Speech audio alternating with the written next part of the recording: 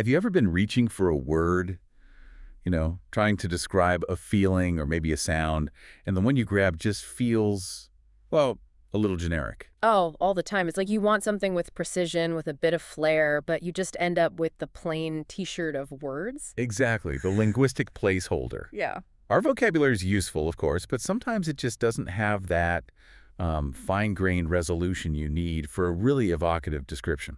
That's so true. You end up using, what, 3 or 4 different phrases to explain one specific feeling when there's probably a single perfect word that does the job. Well, that's exactly what we're doing today. We're looking for those highly specific nouns and adjectives, the ones that are like descriptive shortcuts. Our deep dive is focused on sources that explore the subtle textures of, well, sensory input. Specifically, yeah, we're looking at linguistic shades of light and shadow and some really gentle sounds. So our mission today is really custom-tailored for you, if you're a listener who values that kind of accuracy and insight. Right. We've pulled out 3 words that I think once you really get them, they become these incredibly potent tools. We're going to extract the exact definitions, the nuances, and the context for Apricity, Susurrus, and Tenebrous. This isn't just about learning new words, though. It's an investigation into how language can capture complexity, efficiently. We want to understand the sensory experience each one holds so you can start using them to really dress your thoughts. I like that. Dress your thoughts. So let's get right into it. We'll start with a word that I think embodies a beautiful contradiction. A great place to begin. Okay, so we're starting on the side of light and warmth with apricity. That's spelled A-P-R-I-C-I-T-Y. Apricity. It's a classic example of a word for a feeling we all know, but we struggle to name it. It's a noun, right? It's a noun, yes. Yeah. And the simple definition is the warmth of the sun in winter. Okay, so when I first came across this in the sources, my first thought was, wait a second, why do we need that? I mean, we have words like sunshine or warmth. What's the specific nuance here? What does apricity capture that those other words miss? And that's the key question, isn't it?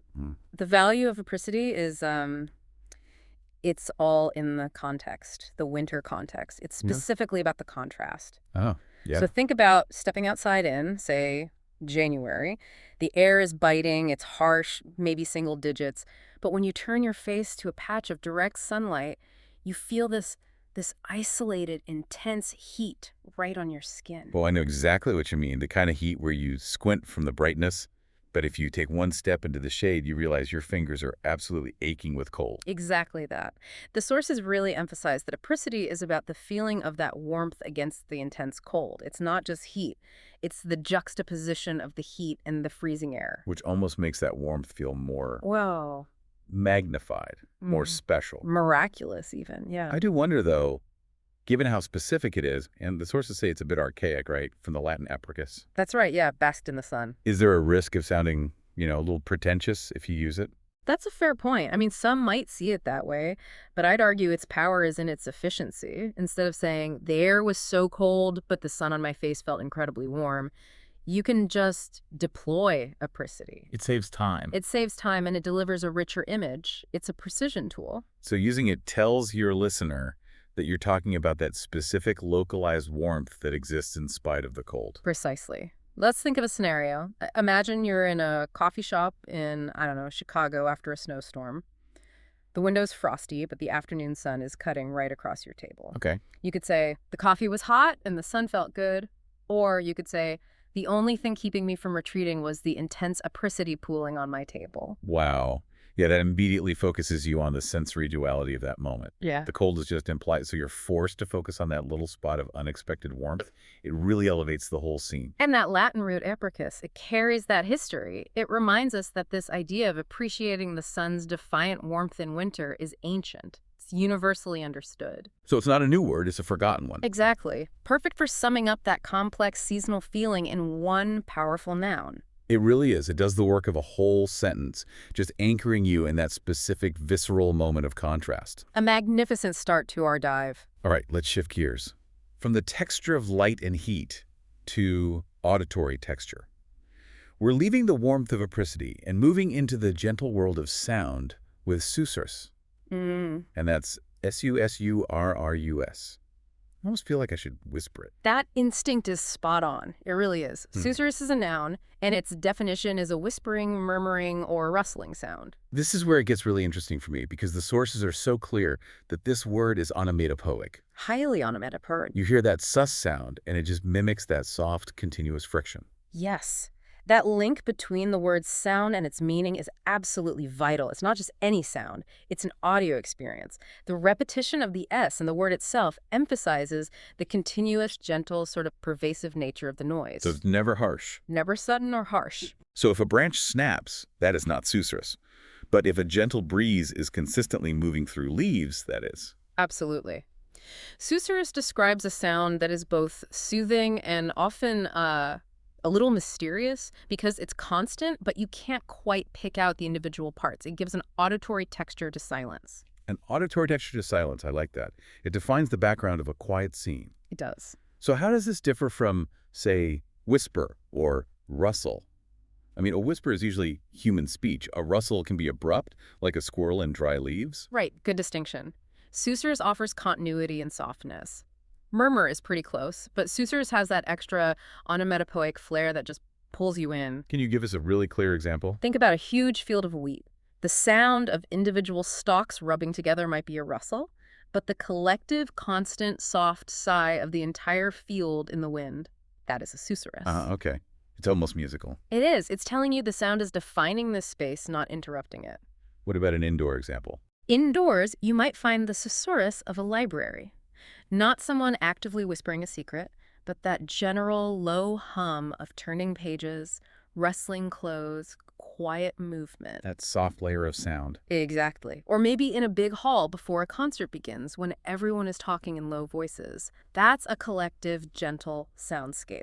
It really is the difference between noise and atmosphere. If I say the crowd was noisy, that's so vague, but we were enveloped by the gentle Susurrus of the crowd's expectations. See?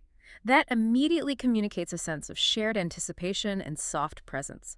You've elevated the description from just an acoustic fact to a specific textured experience. You're showing that the sound is part of the environment's identity. It's meant to be felt, not just heard. I feel like I'm going to start listening for that specific sound now. That constant soft friction that fills the gaps. It's so efficient and surprisingly beautiful. And it serves as a wonderful contrast to our final word. We've gone from light's heat to a soft sound. Now we dive into the other side of the spectrum. The absence of light. And the quality of that darkness. Okay, so we've handled the light and the soft sounds. Now let's dive into the shadow with a word that adds an immediate and dramatic weight. We're talking about tenebrous. Tenebrous. This is a powerful adjective, a really powerful one, and it moves us firmly into the realm of high atmosphere. Tenebrous means dark, shadowy, or obscure. So here's the core challenge for me. If I want to describe a dark space, I've got dark, gloomy, shadowy.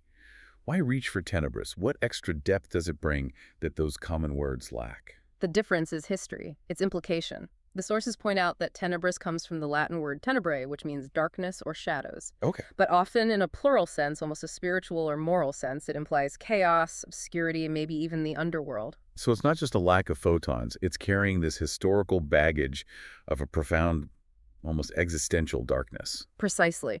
Tenebrous isn't a neutral description of low visibility. It is atmospheric, and it's almost always a little sinister. It implies a sense of gloom, of hidden secrets, of mystery. It's darkness with a narrative purpose. Okay, so let's try to paint a picture with it. If I turn off the lights in my office right now, it's just dark. Right. But if I'm walking through an abandoned subway tunnel, it's damp, echoing, and leading to who knows where. That's tenebrous. That is the distinction. Tenebrous immediately sets a dramatic tone. Think of old film noir movies, those smoky, poorly lit alleyways where the corners hide secrets and the shadow itself feels heavy. Oh, that atmosphere is definitely tenebrous. Yes. It doesn't just mean not bright, it means foreboding. It does. The sources have a great example sentence. The explorer stepped cautiously into the tenebrous depths of the ancient cave. Okay. Now, if it had just said dark depths, that's descriptive, it's fine. But by using tenebrous, the writer is telling you this cave is inherently mysterious, it's potentially dangerous, and it has this imposing, oppressive feel. So the word itself is doing the heavy lifting of conveying the mood and the stakes. It saves the writer from having to spell out the explorer's fear. It creates maximum atmospheric impact with minimal effort. You're describing a feature, sure, but you're also describing the specific dramatic feeling that feature evokes. The darkness almost feels active, like a force. Exactly, like something the explorer has to contend with. That efficiency is precisely what we're after. It takes the simple idea of darkness and gives it this immediate, memorable narrative weight. This is a word for injecting drama. And what's so interesting is how perfectly it contrasts with our first word, apricity. We started with light defying the darkness, and we end with darkness consuming the light. Both described with beautiful precision. Yes. And that brings us to the final stitch of this deep dive. We've added 3 really specific, potent tools to our descriptive arsenal. Let's do a quick review of a territory we covered, just to lock in the power these words offer as shortcuts to these complex feelings. We started with apricity, the noun that captures the isolated warmth of the sun in winter. It defines that powerful contrast between freezing air and localized heat. Next, we explored Susurrus, the noun for a soft whispering or rustling sound, a word that is itself an auditory texture, perfect for defining a soothing or mysterious soundscape. And we just finished with Tenebrous, the adjective for something dark, shadowy, and obscure, but carrying that weight of ancient gloom and inherent mystery. The real takeaway here, I think, is that the power of these words is in their specificity. They just cut through ambiguity. When you use apricity, you're not just warm, you're experiencing a specific kind of environmental defiance. Exactly. They are tools for mapping experiences that before we had to use multiple sentences to sort of triangulate. Now we have one precise signpost. So you'd encourage you to try applying this. Look around where you are right now. Is that storage closet in your basement genuinely tenebrous? Can you hear the faint susurrus of the fan in your computer? Grounding them in your own reality. Exactly. Experiment with it. And if we connect this to the bigger picture, I think the common thread through all 3 words was the power of contrast, right?